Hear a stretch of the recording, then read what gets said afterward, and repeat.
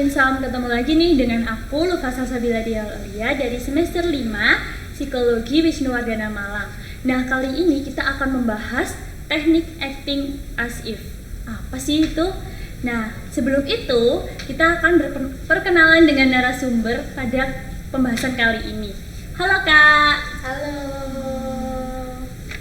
perkenalkan nama aku Salsabila Diaulia, mahasiswa semester 5 Fakultas Psikologi Universitas Wisnuwardana Malang. Dan saya Mailan Cindy Aulia, mahasiswa semester 5 Fakultas Psikologi Wisnuwardana Malang. Halo Kak Salsa, Kak Cindy. Nah, di sini langsung aja nih Kak ya. Aku kepo banget nih sama teknik acting as if. Nah, apa sih Kak teknik acting as if itu?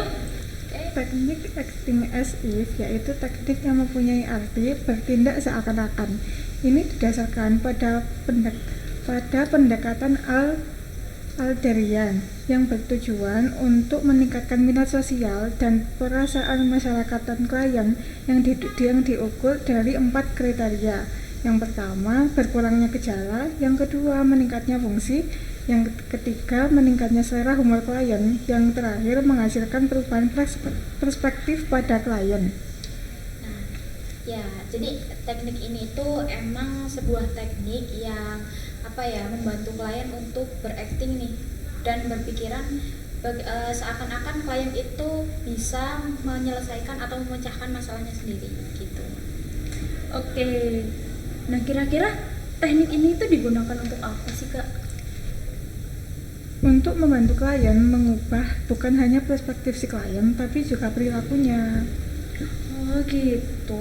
Terus pengaplikasiannya seperti apa Kak?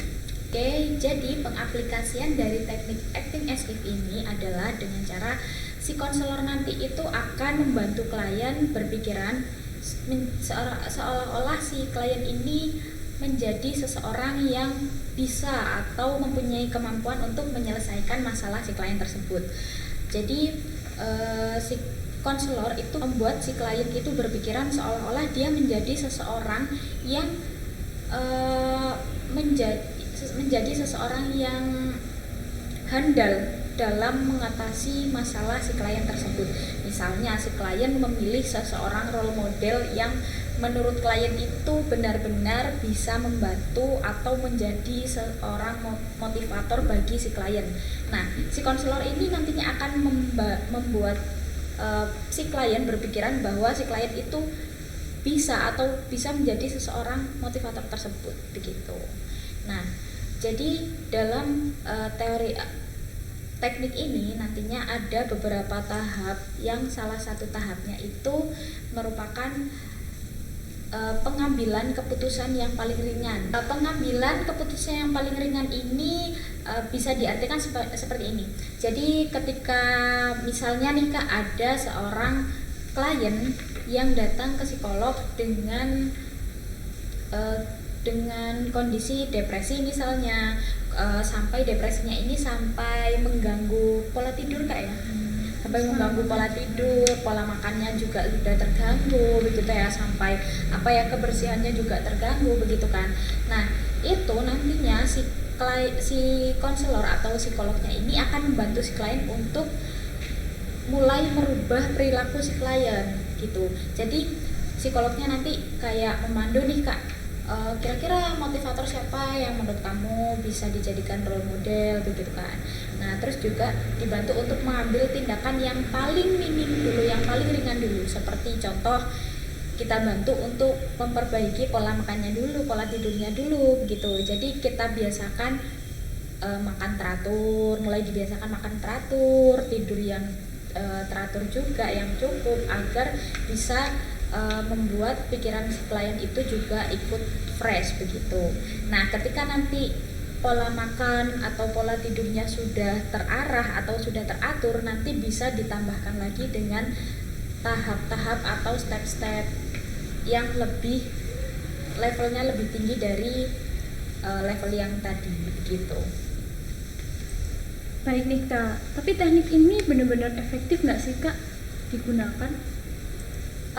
Kalau untuk keefektifannya itu sebenarnya efektif Kak ya, tergantung dari masalahnya si klien ini, tergantung dari berat atau enggaknya ya Kak ya. Iya, jadi tergantung dari berat atau enggaknya masalah si klien ini. Kalau misalnya masalah si klien ini benar-benar berat atau kompleks gitu ya Kak ya, teknik ini bisa digunakan tapi harus dibarengi dengan teknik-teknik lain gitu. Nah, kira-kira teknik ini boleh nggak sih Kak diterapin di rumah atau harus ada pengawasan dari psikolog? Boleh dong, punya. Ya, boleh. Jadi teknik ini tuh bisa diterapin secara pribadi di rumah ya Kak ya. Nah, jadi dengan cara seperti apa nih? Nah, teknik ini tuh nggak harus ada bantuan dari seorang psikolog atau konselor. Teknik ini bisa diterapin sendiri dengan cara bercermin mungkin Kak. Mungkin bercermin ya, dengan cermin juga bisa. Jadi si klien. Jadi ya oke lah kita sebut saja klien gitu ya.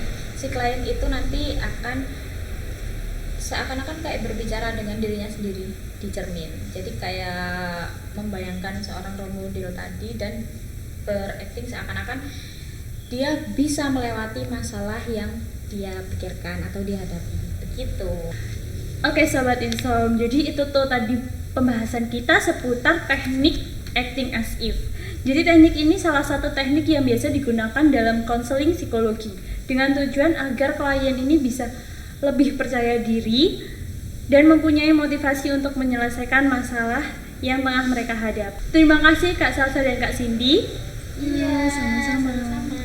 Dan Sobat Insom yang sudah nonton podcast kita hari ini, jangan lupa like, comment, share, dan subscribe YouTube kita dan IGTV kita @aslab_pc. Akhir kata kami pamit undur diri. See you next episode. Bye. Bye-bye.